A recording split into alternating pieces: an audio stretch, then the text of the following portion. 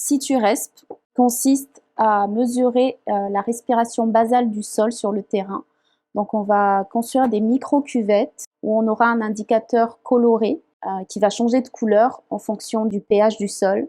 En fait, le CO2 va acidifier cet indicateur coloré qu'on va préparer et on aura un changement de pH avec l'interaction avec le sol qui va émettre du CO2. Pour cela, on a besoin de plusieurs réactifs chimiques, donc bien détaillés dans votre protocole. On aura besoin du rouge de cresol, qui est notre indicateur coloré. On a besoin aussi du sodium bicarbonate, du chlorure de potassium pour la solution indicatrice.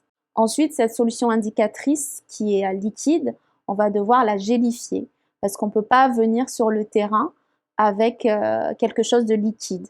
Le principe a été d'adapter cet indicateur de laboratoire sur le terrain. Donc pour ça, on utilise de l'agar pour construire des petits gels, que ce soit à l'état semi-solide, pour aller sur le terrain. On a besoin d'une balance ici. Donc je tare mon contenant pour peser mon rouge de cresol. Et on a besoin d'une toute petite quantité, donc 0,18. On va se mettre à 0,03 près.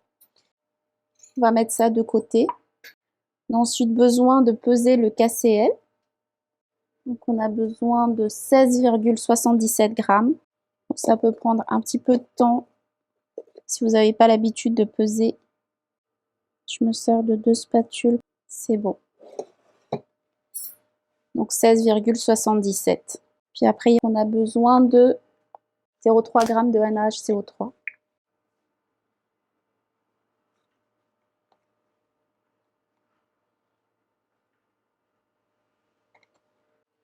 Donc on a besoin de l'agitateur magnétique. On va mettre notre barreau aimanté ici. On va reprendre tous les réactifs qu'on vient de préparer et on va les transvaser avec une piscette d'eau. Faites bien attention à bien rincer. KCl. On rince bien l'entonnoir. Là, c'est l'indicateur coloré. Vous allez voir. Hop. Faut bien rincer.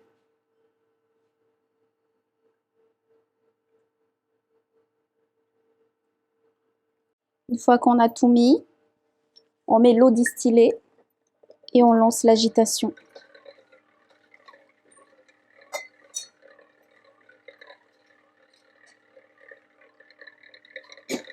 C'est bien mélangé. On arrête. On prend le barreau aimanté et on le rince bien. Voilà. On va ajuster au trait de jauge. On se met à la hauteur du trait et on ajuste. Voilà. Maintenant, on va homogénéiser la solution. On mélange. Et voilà, ce sera la solution indicatrice. Donc on va la transvaser dans une bouteille de 1 litre pour la conserver. Vous pouvez la conserver pendant 3 mois au frigo. On va utiliser cette solution indicatrice pour maintenant préparer des petites cuvettes. Donc pour les cuvettes, il faut 1,5 g d'agar que je vais mettre dans 50 ml d'eau dans un bécher. On va utiliser ici un bécher en Pyrex. On va mettre un barreau aimanté. Là, je vais peser les 1,5 g d'agar. Et on va préparer le gel. On rince bien.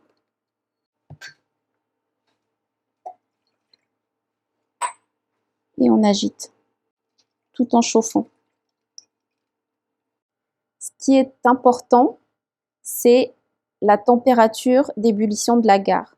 À quel moment on rajoute la solution indicatrice ici dans notre préparation de gel. Donc dans le protocole, quand on vous dit qu'il faut que la solution monte au moins à 90 degrés, ça dépend vraiment des conditions où vous préparez votre solution indicatrice et vos cuvettes. Donc là, ce qu'on va voir, c'est à quel moment il faut rajouter la solution et quel est l'aspect qu'on attend de cette préparation d'agar. C'est très important parce que si l'agar n'est pas arrivé à bonne température d'ébullition, lorsque vous allez ajouter la solution indicatrice et lorsque vous allez faire vos macro-cuvettes, vous pouvez avoir 2 phases. Donc ça, c'est signe de préparation de macro-cuvettes pas bonne.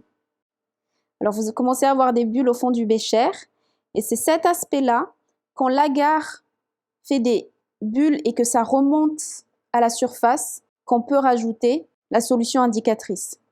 On va augmenter l'agitation et maintenant on va pouvoir mettre nos 100 ml de solution indicatrice.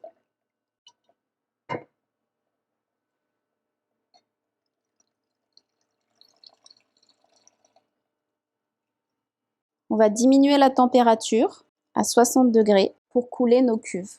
On utilise la micro-pipette de 5 ml.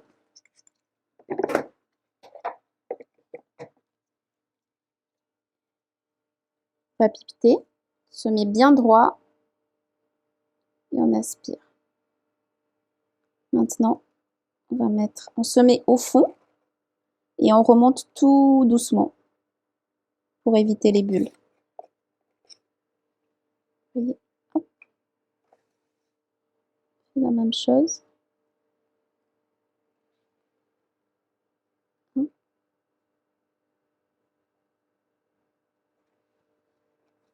Je vérifie que j'ai distribué le même volume. Donc, on continue de remplir jusqu'à ce qu'on n'ait plus de solution indicatrice. Tout doucement.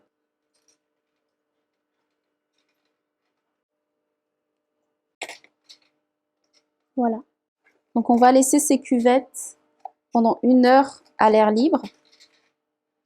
Et ensuite, on pourra les mettre à incubation.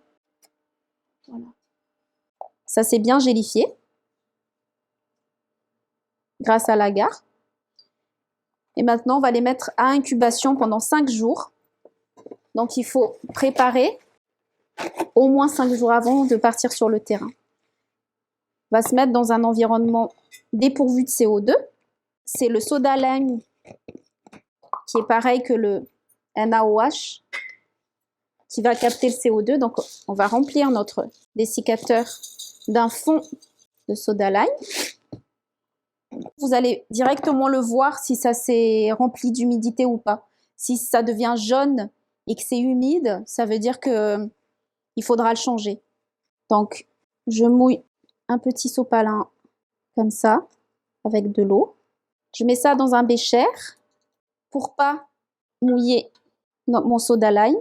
Donc là, je suis dans une atmosphère où le soda lime va capter le CO2 et je me mets un petit peu d'eau pour pas que les cuves se dessèchent quand même.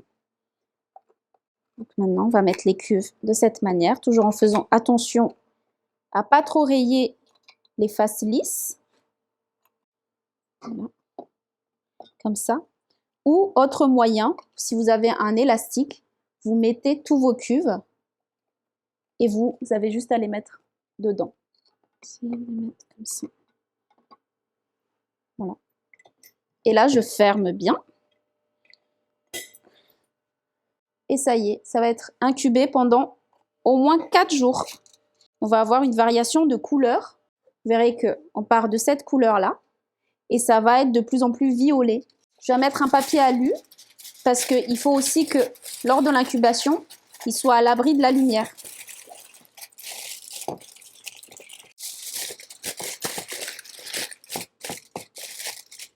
Donc, mettez-le pas près d'une fenêtre ou là où il peut faire chaud. Il faut vraiment le mettre dans un coin ou pendant 5 jours minimum. Mais pour pas refaire tout le temps les mêmes manips, là, on a préparé On a une solution de 1 litre. Vous en préparez plusieurs cuvettes. Comme ça, vous faites juste une journée de préparation et vous n'avez plus qu'à piocher dans votre stock. Voilà.